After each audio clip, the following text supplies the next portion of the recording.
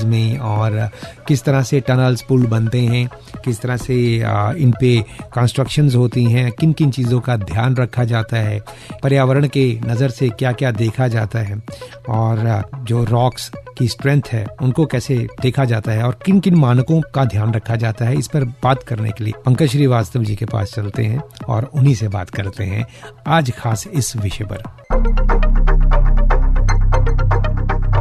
Professor Pankaj Srivastava, आपका स्वागत करते हैं प्रोग्राम में। धन्यवाद। सबसे पहले जानना चाहते हैं आपसे कि जो हम इंसान किसी एरिया को डेवलप करते हैं, खासतौर पे पहाड़ों की बात करें, तो वहाँ पे किस किस तरह के कौन कौन से स्ट्रक्चर्स होते हैं आमतौर पे जिन पे काम किया जाता है?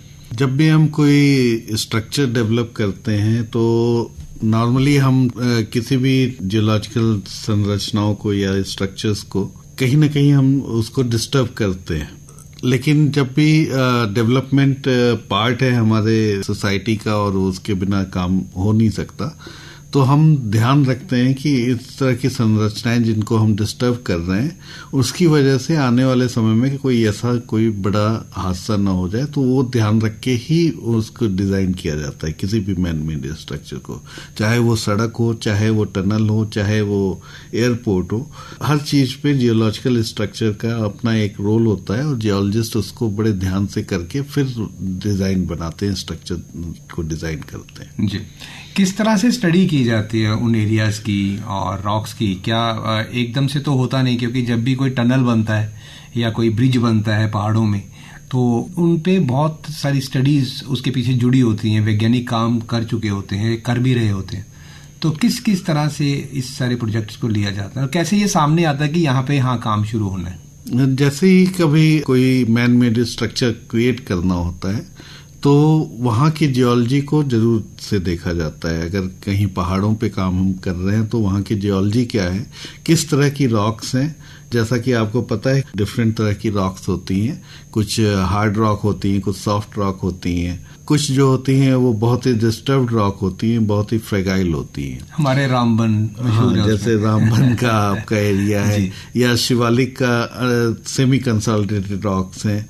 तो इस तरह की जो रॉक्स हैं उनमें हर एक रॉक पे प्रॉपर स्टडी करके कि क्या कहीं उसमें कोई ऐसा स्ट्रक्चर तो नहीं पास हो रहा है, कोई फॉल्ट तो नहीं है, कोई थ्रस्ट तो नहीं है, इस तरह के। और फोल्ड, फॉल्ट्स, जॉइंट्स, बहुत सारी रॉक्स में जॉइंट्स होती हैं, वो भी आपको डिस्टर्ब करते हैं आपके संरचनाओं को। तो उसकी पूरी स्टडी करते हैं और किस तरह से उसको स्टेबलाइज कर पाए हम, तो वो भी हम स्टडी करते हैं। तो इसके लिए एक प्रॉपर जियोलॉजिकल मैपिंग होती है और जियोलॉजिस्ट जो है वो उस एरिया की मैपिंग करके फिर बताते हैं यहाँ ये स्ट्रक्चर है, इस तरह की रॉक है, इस तरह की रॉक में इस तरह का हम सेफ्टी मेजर ले पाएंगे। हर एक चीज की प्रॉपर विस्तृत जानकारी दी जाती है सिविल इंजीनियर को, जो उसके बाद उस पर एक स्ट्रक्चर को डिजाइन करके बताता है। जी, जो फ्रेजाइल स्ट्रक्चर है, आपने कहा, जैसे मैंने बात की रामबन की बात की है, तो इस तरह के स्ट्रक्चर्स जो है हमेशा डिस्टर्ब रहते हैं। कब तक रहते हैं इसका कोई पता नहीं होता। देखिए क्या है कि जब हम जियोलॉजी को छेड़ते हैं या किसी भी, क्योंकि एक नेचर जो है वो स्टेबल करने में बहुत टाइम लगाती है अपने आप को, लेकिन जब हम उसको छेड़ते हैं तो निश्चित रूप से डिस्टेबलाइजेशन होता है उसके स्ट्रक्चर में। लेकिन चूंकि डेवलपमेंट जरूरी है तो इसलिए हम उसको वहां पे उस तरह के सेफ्टी मेजर्स को भी देखते हैं। लेकिन कई बार नेचर जो है वो प्रेडिक्टेबल नहीं है इतनी ज्यादा। कुछ चीजें ऐसी होती हैं जो कि हम नहीं विजुलाइज कर पाते हैं कि बहुत ज्यादा अंदर जाकर कितना उसमें फ्रैक्चर्स हैं, क्या वो, जैसे रामबन की आप बात कर रहे हैं, रामबन में मेटामॉर्फिक रॉक्स हैं जो कि बहुत ही ज्यादा डिस्टर्ब्ड है और हाईली फ्रेगाइल रॉक्स हैं। उसमें कहीं पे क्ले पार्ट है तो वो बारिश के समय में वो क्ले जो है वो थोड़ी फूलती है, फिर वो जब धूप आती है तो वो सिकुड़ती है, तो वो कॉन्ट्रैक्शन एंड उसकी वजह से भी उसमें क्या होता है कि कमजोरी आ जाती है रॉक के अंदर और वो स्लाइड करने के चांसेस ज्यादा हो जाते हैं। इसी तरह से कहीं पे अगर ग्राउंड वाटर इकट्ठा हो रहा है, पर्कुलेट होता रह रहा है लगातार, तो वहां पे भी आपका वीकनेस आ जाती है रॉक के अंदर। तो ये सारी स्ट्रेंथ की स्टडी होती है, टेंसाइल स्ट्रेंथ, कॉम्प्रेसिव स्ट्रेंथ, हर तरह के रॉक स्ट्रक्चर जब हम बनाते हैं तो उनकी स्टडी हम करते हैं और उसके बाद ही वहाँ पे किस तरह का स्ट्रक्चर क्रिएट किया जाए, किस तरह से उस पे सेफ्टी मेजर्स लगाए जाए। अगर आप जाते हैं, जैसे रोड बन रहे हैं, रोड के ऊपर आप देखते हैं कि बहुत तरह के ग्राउटिंग कर रखा है, अंदर हम उसमें कई बार बोल्टिंग करते हैं, हम 1-1 मीटर के बोल्ट्स अंदर डाल के रॉक को, जहाँ पे पूरी रॉक आपकी स्टेबल है उस रॉक के साथ उसको कनेक्ट करते हैं और बोल्टिंग करते हैं। ग्राउटिंग करके हम उसको सीमेंट का स्ट्रेंथ देते हैं, रिक्वायर्ड स्ट्रेंथ देते हैं ताकि वो स्लाइड ना कर पाए। तो इस तरह से हम बहुत सारे उसमें सेफ्टी मेजर्स लेके किसी भी स्ट्रक्चर को क्रिएट करते हैं। कुछ ऐसे नेचुरल स्ट्रक्चर्स भी होते हैं, मतलब फाउंडेशंस होती हैं जो बहुत ज़्यादा हार्ड होती हैं और उन पे काम करना भी इम्पॉसिबल होता है, ऐसा भी होता है? ऐसा होता है, जैसे ग्रेनाइट है हमारी, जहाँ पे ग्रेनाइट रॉक्स हैं वहाँ पे वो बहुत ही हार्ड रॉक होती है, तो वहाँ पे भी कई बार दिक्कत आती है और वहाँ पे हमें ब्लास्टिंग करनी पड़ती है। और नॉर्मली जब हम ब्लास्ट करते हैं तो बहुत ही तरीके से ब्लास्ट करते हैं, एक पूरा कैलकुलेट करके कि कितना हम ताकि बाकी फर्दर और ज्यादा उसमें डिस्टर्ब ना हो। जब भी हमारे स्ट्रेंथ में कमी आती है, रॉक के अंदर कमी आती है, जॉइंट्स डेवलप होते हैं, तो ये सारी चीजें वैसे तो देखी जाती हैं जब भी हम कोई स्ट्रक्चर कर रहे हैं। जी, आपने अभी बात की थी कि बड़ी ऐसी रॉक्स होती हैं जो बह जाती हैं या स्लाइड कर जाती हैं कुछ एरियाज। एक हादसा हुआ था टनल का उत्तराखंड में, तो उस हादसे में वो भी कुछ इस तरह का ही था, क्योंकि टनल बन रहा था और बनते हुए टनल में ये हादसा हुआ। तो क्या कहीं कोई कमी रह जाती है या कभी वही नेचर को हम अंडरस्टैंड नहीं कर पाते हैं? कोशिश तो जियोलॉजिस्ट की यही रहती है कि वो सारी स्टडी कर पाए, लेकिन उत्तरकाशी का जो हादसा आप बता रहे हैं वहां पे बेसिकली टनलिंग जो है वो एक लाइमस्टोन टेरेन में कैल्सिक रॉक्स हैं ज्यादा, और इस तरह की रॉक्स में अंदर क्या होता है कि कई बार ग्राउंड वाटर सीपेज के थ्रू वहां पे बहुत ज्यादा फ्रैक्चर्स वगैरह डेवलप हो जाते हैं, या हो सकता है कि वहां पे फ्रैक्चर्स हो या कोई शेयर जोन पास कर रहा हो जो कि पहले हम नहीं आइडेंटिफाई कर पाए बिकॉज वो डेप्थ पे रहा होगा। तो जैसे ही उसको क्रॉस करने की कोशिश की, शेयर जोन या सही फ्रेगाइल जोन होता है, तो वहां पे वो पूरा का पूरा कोलैप्स हो गया बीच का एरिया, जिसकी वजह से कि टनल के बीच में ब्लॉकेट आ गई। तो इस तरह की चीजें जो है कई बार अनप्रेडिक्टेबल होती हैं, जहाँ पे प्रॉपर अगर हम स्टडी करें तो पता तो कर सकते हैं, लेकिन कई बार क्या होता है कि एक जनरल स्टडी में वो चीजें छूट जाती हैं, तो उसकी वजह से ऐसे हादसे बीच में आ जाते हैं जो कि हम प्रेडिक्ट नहीं कर पाते हैं कि यहाँ पे इस तरह का कोई स्ट्रक्चर होगा या कोई इस तरह के शेयर जोन होगा या कोई फॉल्ट लाइन पास कर रही होगी। हमारे जम्मू कश्मीर में जो अभी ट्रेन का ट्रैक बन रहा है, कश्मीर की तरफ जा रही है और साथ साथ में रोड भी ब्रॉड हो रही हैं, तो इसमें कौन कौन से एरियाज आपकी नज़र में आपको लगता है कि यहाँ पे मतलब बहुत मुश्किल है वहाँ से बना पाना, या बहुत आसान हो गया कहीं बना पाना? जितने भी मेटामॉर्फिक टेरेन में जब हम काम करते हैं तो वो थोड़ा सा हमारे लिए डिफिकल्ट टेरेन होती है, या हम सेमी कंसोलिडेटेड टेरेन में काम करते हैं वहाँ पे भी डिफिकल्ट है।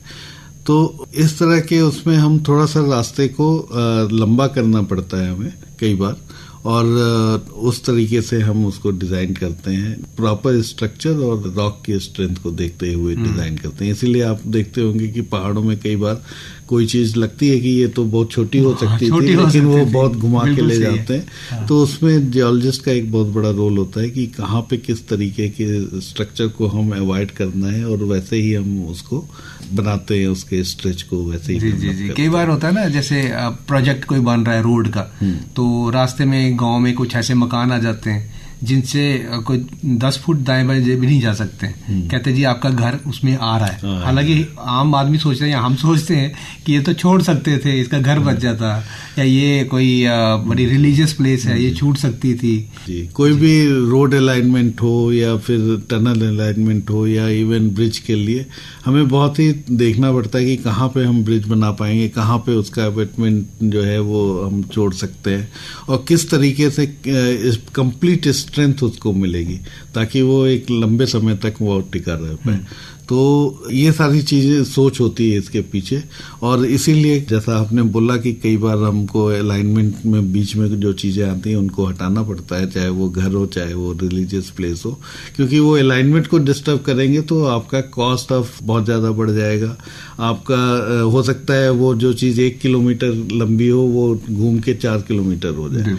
तो ये सारी चीजें देखते हुए जियोलॉजिस्ट और सिविल इंजीनियर्स डिजाइन बनाते हैं। अब ब्रिजेस के बहुत तरह के पुलों के डिजाइन होते हैं, कई हम कैंटिलीवर बोलते हैं, कोई बोलते हैं पिलर लगा के बनाए जाते हैं।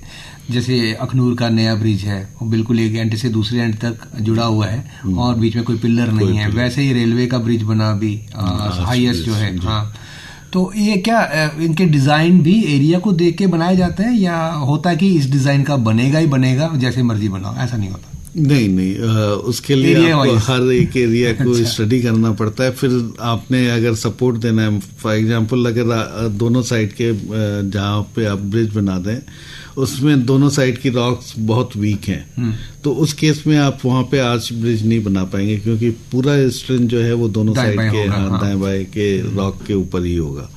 तो वहां पे हमें बीच में पिलर देना पड़ेगा। तो इस तरीके से हमको पूरा स्टडी डिजाइन होता है और एरिया वाइज भी डिजाइन वेरी करता है। तो आने वाले समय में इसी फील्ड में कुछ और तरक्की होने वाली है? चलते चलते ये सवाल आपसे देखिए, मतलब इसकी शोध में कहें या इसको, टेक्नोलॉजी तो बदल रही है और बहुत ही चेंजेस आ रहे हैं और बहुत फ्रिक्वेंट चेंजेस आ रहे हैं। आए भी हैं समय के साथ बहुत आए हैं। अगर आप हिमालय में ही देखें, अपने जेएनके में ही देखें, तो किसी समय में टनल बनाने में हमें बहुत ही टाइम लगता था। आजकल टनल बनाने की जो मशीन्स आई हैं वो सीधा ही एक आपको बड़ी पाइप को अंदर करके और बहुत सपोर्ट सिस्टम देते हुए स्टील पाइप को साथ करते जाते हैं अंदर। तो ड्रिलिंग टेक्निक चेंज हुई है, हमारी ब्लास्टिंग टेक्निक्स चेंज हुई हैं, सपोर्ट टेक्निक्स चेंज हुई हैं। तो विद टाइम जो है हम अपनी टेक्नोलॉजी में बहुत ही चेंजेस कर रहे हैं और इम्प्रूवमेंट बहुत ज़्यादा हो रहा है। जी, तो ये सवाल चलते चलते पूछने का यही मकसद था, क्योंकि बहुत सारे लोग सोचते हैं बस जो टेक्नोलॉजी एकदम से बदल रही है वो मोबाइल में ही हो रही है या फिर गैजेट्स में हो रही है या फिर डिजिटल एरिया में हो रही है।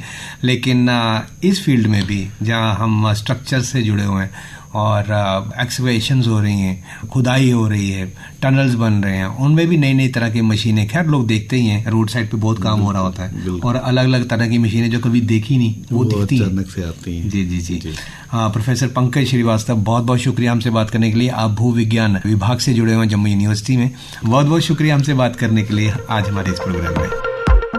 तो देखा आपने, जिन सड़कों पे हम गाड़ी बड़े मज़े से चलाते हैं, पहाड़ों को चीरते हुए निकलते हैं, टनल से निकलते हैं, पुल से निकलते हैं, उसके पीछे कितना काम किया जाता है, कितनी बातों का ध्यान रखा जाता है, वैज्ञानिक किस तरह से नज़र रखते हैं उन कंडीशंस पर जिनको ध्यान में रखते हुए पुल बनाए जाते हैं, टनल निकाले जाते हैं या सड़कें बनाई जाती हैं। लीजिए, बातों बातों में पता नहीं चला हम पहुंच गए न्यूज़ डेस्क के पास।